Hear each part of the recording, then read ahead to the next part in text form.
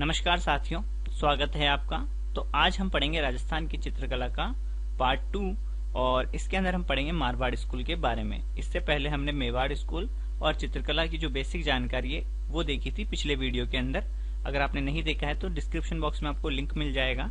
और उससे पहले एक वीडियो अपलोड किया था जिसमें मैंने आपको राजस्थान के सभी शैलियों के चित्रकारों को ट्रिक के माध्यम से याद कराया था। तो उस वीडियो का लिंक भी आपको नीचे डिस्क्रिप्शन बॉक्स में मिल जाएगा। तो चलिए आज का वीडियो शुरू करते हैं। सबसे पहले हमने दोस्तों मेवाड़ स्कूल पढ़ी थी और मेवाड़ स्कूल के अंदर हमने उदयपुर शैली, नाथद्वारा शैली, चावंड शैली और देवगढ़ शैली के बारे में विस्तार से चर्चा की थी। आज हम पढ़ेंगे दोस्तों मारवाड़ स्कूल के बारे में। और मारवाड़ स्कूल के अंदर हम जैसे जोधपुर शैली, बीकानेर शैली, जैसलमेर शैली, किशनगढ़, नागौर, अजमेर इस उप शैलियों को पढ़ने वाले हैं। तो हमें ध्यान रखना है कि किशनगढ़ किस शैली की उपशैली है, तो मारवाड़ स्कूल की। नागौर, अजमेर सब जो है मारवाड़ के अंदर आएगी। ठीक है, तो चलिए पढ़ते हैं आज के बारे में क्या है। तो जोधपुर शैली, तो मारवाड़ स्कूल की प्रमुख शैली जो है वो है जोधपुर शैली। और जोधपुर शैली पर जो है दोस्तों मुगल शैली का प्रभाव रहा है। और ये मुगल शैली का जो प्रभाव है वो यहाँ के शासक मोटा राजा उदय सिंह के समय देखने को मिलता है। उस समय इस शैली पर जो है मुगल प्रभाव आया था मोटा राजा उदय सिंह के समय। सर्वाधिक जो विकास है इस शैली का दोस्तों वो राव मालदेव के समय हुआ था। ठीक है, 52 युद्धों का विजेता कहा जाता है। तो राव मालदेव के समय जो है सर्वाधिक विकास हुआ था जोधपुर शैली का।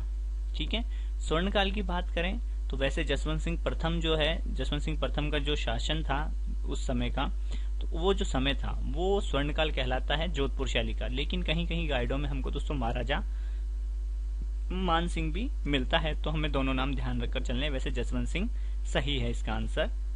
ठीक है, प्रमुख चित्रकारों की बात करते हैं तो अमरदास, शिवदास, नारायण दास, किशनदास, शंकरदास, देवदास, छज्जू भाटी, रत्नावाटी, कालू, सेफू, फेजली, नाथू इत्यादि जो है दोस्तों वो जोधपुर शैली से संबंधित हैं। चित्रकारों को मैं आपको पहले ट्रिक के माध्यम से याद करा चुका हूं, तो वहां से आप याद कर लेना। ठीक है, प्रमुख चित्र देखते हैं तो इस शैली के अंदर दोस्तों प्रेम प्रसंग वाले चित्र ज्यादा हैं। जैसे मेवाड़ के अंदर कृष्ण भक्ति या यूं कह सकते हैं कि धार्मिक चित्रण ज्यादा हुआ था, और जोधपुर शैली के अंदर भी हुए हैं धार्मिक चित्र तो, लेकिन प्रेम प्रसंग वाले चित्र भी ज्यादा चित्रित हुए हैं। जैसे ढोला मारू हो गया, उसके अलावा सोनी महिवाल हो गया, और भी कुछ प्रेम प्रसंग वाले जो चित्र हैं, रसिक प्रिया वगैरह जो भी हैं प्रेम प्रसंग के जो चित्र हैं वो इसमें चित्रित किए गए हैं। ठीक है, तो रसिक प्रिया तो उसमें मेवाड़ शैली के अंदर था।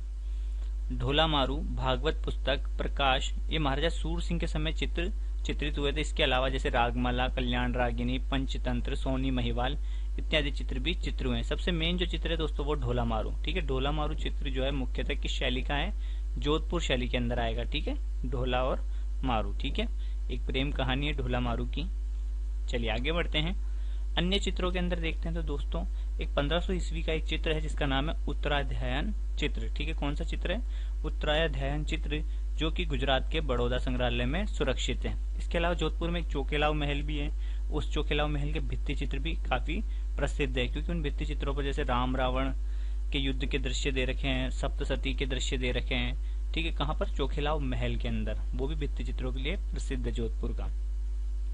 ठीक है, जोधपुर शैली की क्या क्या पढ़ी हमने। मुगल शैली का प्रभाव देखने को मिलता है, सर्वाधिक विकास राव मालदेव के समय हुआ। स्वर्णकाल जो है वो जसवंत सिंह प्रथम का कहलाता है। प्रमुख चित्रकार पढ़े हमने, प्रमुख चित्र जो है वो ढोला मारू है।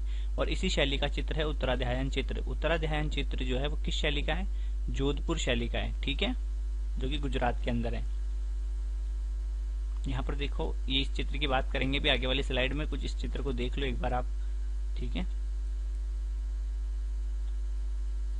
प्रमुख विशेषताएं क्या है जोधपुर शैली की, तो जैसा कि आप इमेज में देख रहे हैं, जैसे रेगिस्तान मिलेंगे, कंटीली झाड़ियां मिलेंगी, इसके अलावा राम रावण युद्ध के दृश्य मिलेंगे, है ना, तीनों चित्रों के अंदर जैसा आप देख पा रहे हैं। उसके अलावा जो है जैसे रंग जो मुख्यतः पीला काम मिलेगा, वृक्ष आम देखने को मिलेगा।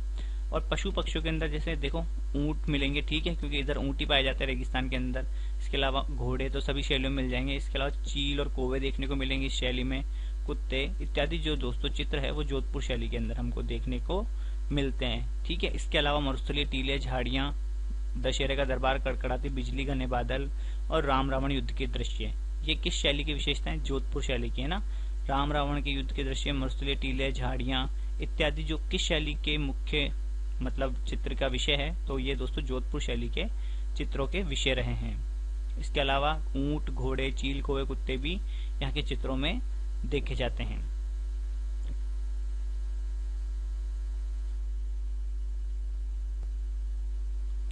बात करते हैं दोस्तों हम बीकानेर शैली की। जोधपुर शैली के बारे में पढ़ा, अब हम बात करते हैं दोस्तों बीकानेर शैली की। तो बीकानेर शैली का जो सबसे प्राचीन जो चित्र है वो दोस्तों वह भगवत पुराण, जो कि राजा राय सिंह के समय चित्रित किया गया था। ठीक है, बीकानेर शैली का सबसे प्राचीन चित्र कौन सा है? भगवत पुराण है, जो कि राजा राय सिंह के समय चित्रित किया गया था। और इस शैली पर जो मुगल प्रभाव जो आया था दोस्तों, राजा कल्याणमल के समय आया था। और मुगल प्रभाव से जो मुक्त हुई थी वो महाराजा सुजान सिंह के समय हुई थी। ठीक है, उस समय महाराजा सुजान सिंह के समय पूर्णतः राजस्थानी शैली का रूप इसने ले लिया था। और राजा कल्याणमल के समय मुगल प्रभाव आया और मुगल प्रभाव से मुक्त हुई थी सुजान सिंह के समय। स्वर्णकाल जो है महाराजा अनूप सिंह का जो समय है वो इस शैली का स्वर्णकाल कहलाता है। तो बीकानेर शैली का स्वर्णकाल किस शासक का काल कहलाता है? राय सिंह, कल्याणमल, सुजान सिंह या अनूप सिंह? तो अनूप सिंह। ठीक है, स्वर्णकाल कौन सा समय कहलाता है? महाराजा अनूप सिंह का। प्रमुख चित्रकारों को याद करते हैं, रुकनुद्दीन, साहिबुद्दीन, कायम, हिसामुद्दीन, मुन्नालाल, मुकुंद, चंदूलाल, अली राजा, हसन इत्यादि जो दोस्तों चित्रकार हैं वो बीकानेर शैली से संबंधित हैं। ठीक है, इस शैली पर जो है मुगल प्रभाव तो हमको देखने को मिलता है, इसके अलावा कांगड़ा और जैन शैली का प्रभाव भी बीकानेर शैली पर देखने को मिलता है।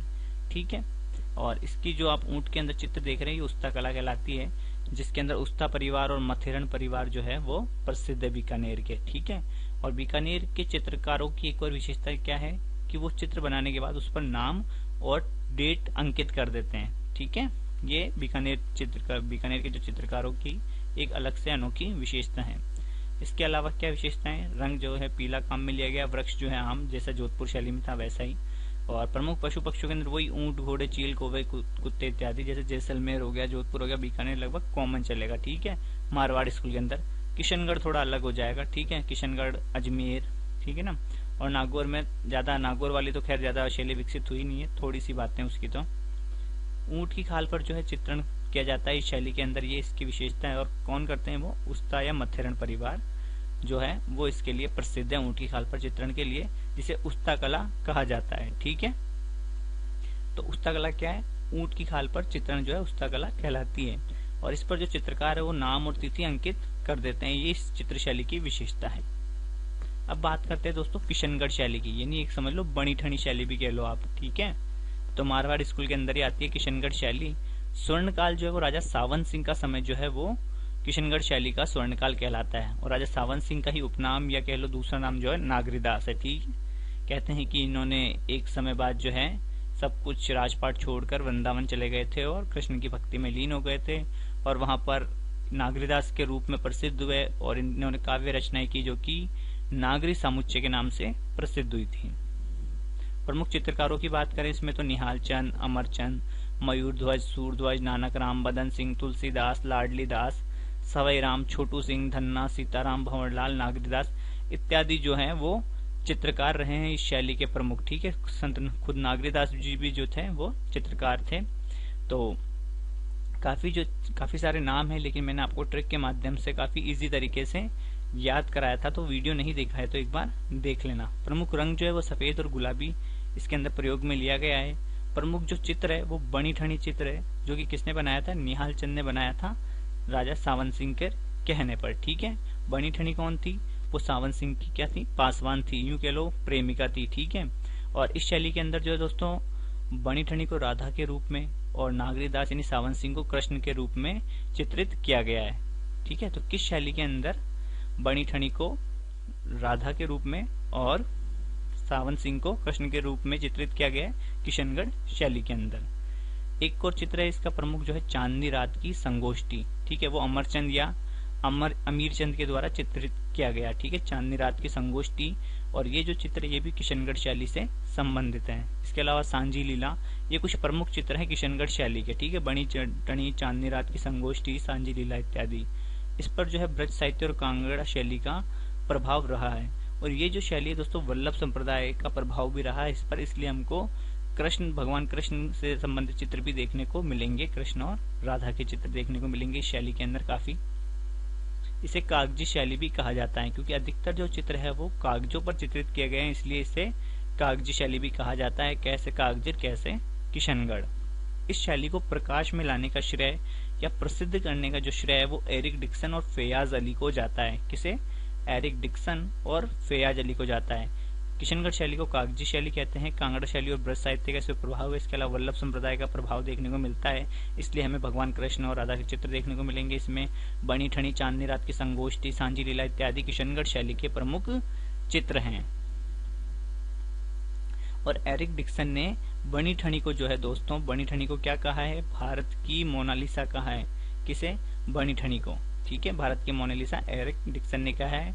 और बनी ठनी पर ही सरकार द्वारा 5 मई 1973 को एक 20 पैसे का डाक टिकट जारी किया गया था। कब? 5 मई 1973 को। अब बात करते हैं दोस्तों मारवाड़ स्कूल की। और मारवाड़ स्कूल तो हम पढ़ ही रहे हैं। बात करते हैं जैसलमेर शैली की। ठीक है, छोटी छोटी सी शैलियां हैं, छोटी छोटी सी बातें हैं, वो देख लेते हैं हम। तो जैसलमेर शैली के अंदर क्या खास बात है कि इस पर कभी भी कोई मुगल प्रभाव या मुगल प्रभाव के अलावा अन्य किसी शैली का प्रभाव इस पर नहीं पड़ा। ये अपने आप में एक निजी शैली है। ठीक है, अपने आप में ही ये शैली विकसित हुई है। और इसके अंदर जो सर्वाधिक जो हमको चित्र मिलते हैं दोस्तों, वो मूमल के चित्र मिलते हैं। ठीक है, लोहद्रवा की राजकुमारी, जैसलमेर के लोहद्रवा की राजकुमारी थी मूमल, और मूमल और महेंद्र की कहानी प्रेम कथा है। ठीक है, तो उसी से संबंधित चित्र देखने को मिलते हैं। और इस शैली का जो स्वर्णकाल है वो मूलराज द्वितीय या खैराज भाटी का जो समय है वो इस शैली का स्वर्णकाल कहा जाता है। ठीक है, तो सर्वाधिक मूमल के चित्र हमको किस शैली के अंदर मिलेंगे? जैसलमेर शैली के अंदर देखने को मिलेंगे।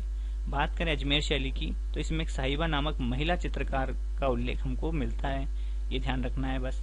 और अन्य चित्रकारों में जैसे राम सिंह भाटी, तैयबजी, चांदजी, माधोजी इत्यादि इस शैली के प्रमुख चित्रकार हैं।